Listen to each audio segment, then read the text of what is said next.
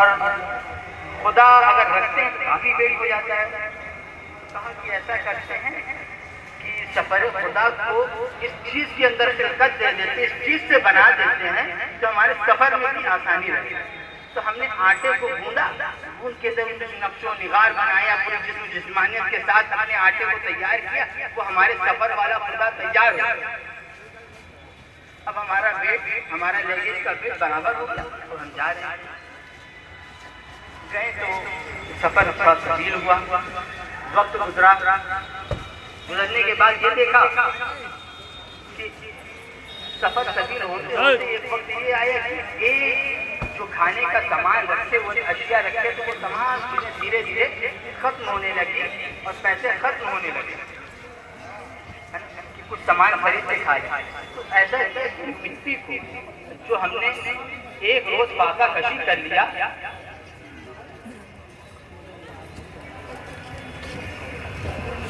انجمن دعوت اسلام کے عمران سے یہ گزارش ہے کہ آپ اسٹیج پر آ کر تشریف بیٹھیے. اسٹیج پر تشریف رکھیں، پیچھے آ جائیں. آپ پیچھے آ جائیں، بہت ساری جگہ خالی ہے. تو ہم نے ایک روز فاقہ کشی کی، بھوکے رہے. دوسرے روز کا وقت آیا، دیکھا کچھ نہیں اب کھانے کے لیے، کرے تو کیا کریں. اسی خدا کو ہم نے سفر کا خدا تیار رکھا تھا، اسی کو پوچھا اور پوچھ کے روٹی بنائی، کھا لیا. پھر یہ غور آیا، یا رسول اللہ وہ ہماری خود سے حفاظت نہیں کر سکتا. ہم نے اٹھایا اور اسے پوچھا، پوچھ کے کھا گئے. آٹا کا تھا، اسے پھر وہ آٹا بن گئے. جب پھر سے وہ آٹا بن گیا، پھر اس کی ہم نے روٹی بنائی، بنا کے پھر ہم کھا گئے. یا رسول اللہ جو خدا خود سے ہم سے اپنی حفاظت نہ کر سکا، وہ ہماری سفر میں کیا حفاظت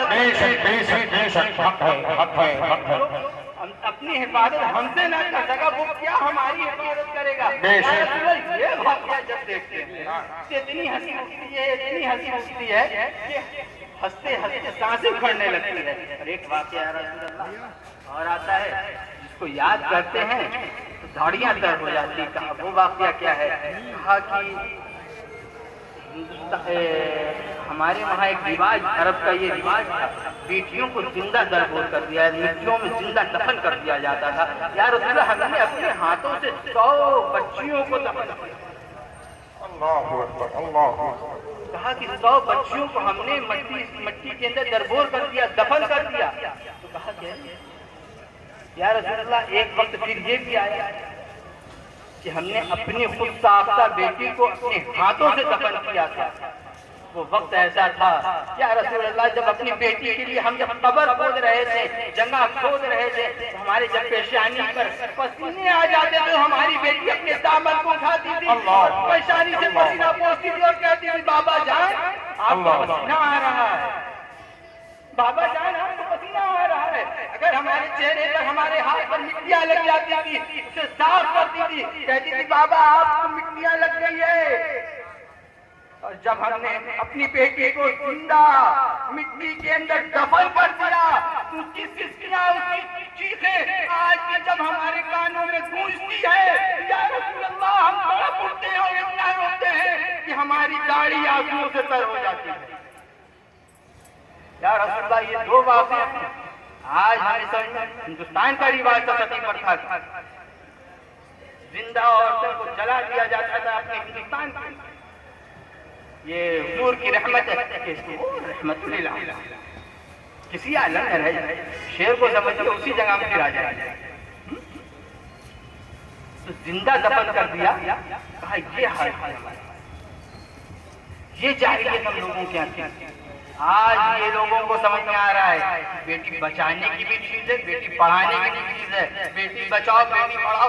آج نعرہ لگا رہا ہے. آج 1500 سال نبی کریم رؤوف الرحیم نے مکہ معظمہ سے نعرہ لگایا تھا، بیٹی ہماری فاطمہ زہرا، ہماری بیٹی ہماری جان ہے، ہمارے دل کا ٹکڑا ہے. اس کے لیے مصطفیٰ کس کے لیے رحمت ہو گئے؟ بیٹیوں کے لیے رحمت، ماؤں کے لیے رحمت، بہنوں کے لیے رحمت، تمام چیزوں کے لیے رحمت ہے. وہ ہر عالم کی رحمت ہے، اسی عالم میں رہ جاتے ہیں، یہ ان کی مہربانی ہے. یہ عالم پسند آیا. ہمارے خطاب کو اللہ تبارک و تعالیٰ کہیں اگر غلطیاں ہو گئی، مولا کریم اپنے فضل و کرم سے معاف فرمائے اور ہم لوگوں کو صراط المستقیم پر چلنے کی توفیق عطا فرمائے اور ملت کمیٹی کو اللہ تبارک و تعالیٰ دن بدن ترقی عطا فرمائے، اللہ لوگوں کی صحت اور تندرستی عطا فرمائے، آمین ثم آمین۔ اللہ سب کو صحت اور تندرستی عطا فرمائے، لوگوں کی جائز اور صحیح حاجتوں کو پوری فرمائے، اس علاقے پر اللہ تبارک و تعالیٰ اپنا فضل فرمائے۔ وآخر دعوانا الحمد للہ رب العالمین۔ السلام علیکم ورحمۃ اللہ۔ وعلیکم السلام ورحمۃ اللہ۔